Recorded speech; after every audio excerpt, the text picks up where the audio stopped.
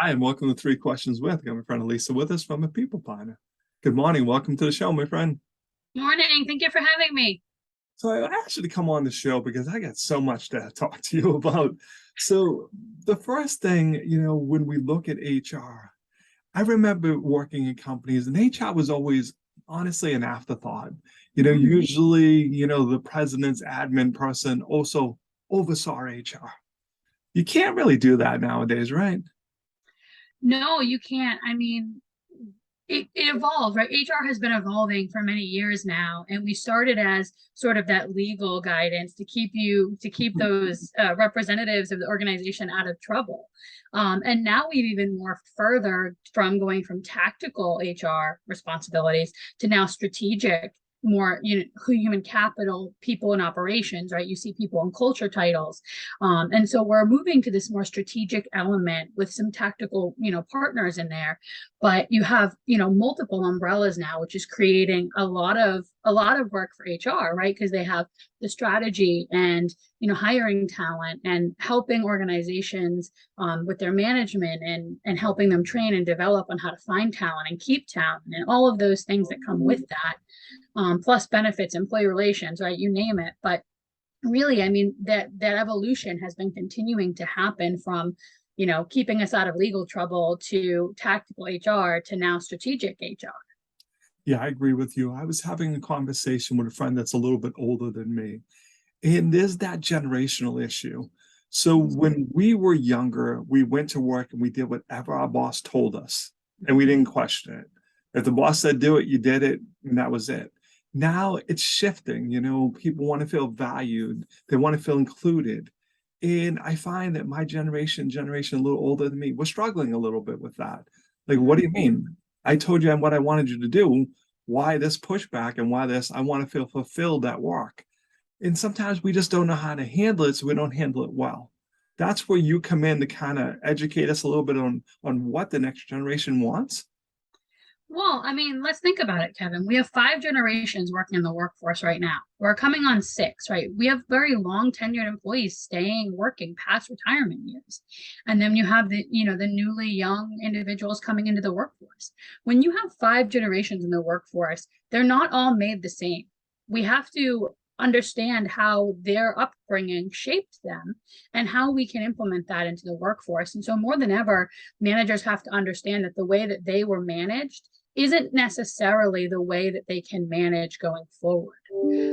And that all of their people are not going to be managed the same. So that's where open communication comes in. That's where talking to your employees and understanding how you can best support them really is going to be impactful. And that's where you hear a lot about these leading with empathy and all of these types of conversations that come in that maybe some of those older generations might not be used to. Absolutely. So last question I want to talk about today is hiring. As you know, it's a challenge to get good help, but I have a number of friends that own small businesses. Every time they hire, very rarely do they get it right. They just don't know what questions to ask, what questions they can legally ask. And often they make bad decisions because like, well, I probably should have asked about that, but I didn't. So can you help people identify good candidates and how to attract them? Yeah, one arm of the business that I have here is, full recruiting, right? And helping like you would see an agency partner do, where I can actually, screen the candidates, source the candidates for you, and then help you generate interview questions that would be not only applicable to your industry, but also, for the talent that you're looking for.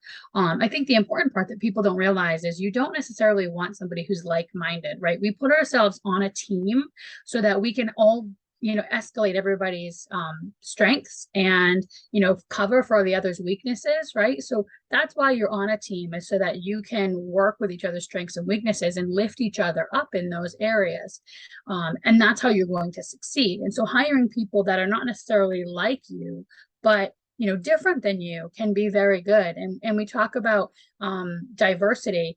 Diversity does include that race, ethnicity, right, all of those things, but it also includes diversity of thought, right, and diversity of perspective. Those are important things to consider. And I think right now hiring is very tough. Sometimes people don't know, like you mentioned, how to get out of their own way when it comes to hiring talent. And so there are certainly templates online that people can use, but I'm happy to have a conversation with somebody and even say, where are you feeling like you're missing the mark? Let's create a template that works for you. I was laughing at your answer because I was that person. I've done that. I've interviewed people and I'm like, but she's going to drive me crazy. But I need her skill set, because I need that organized, gonna get every T cross type of person. I'm like, oh, good Lord, But again, I made the mistake. I hired people that were like me, and it didn't help grow my team because I still had the same weaknesses because I didn't solve it through my hiring. So you have to kind of think of that, right?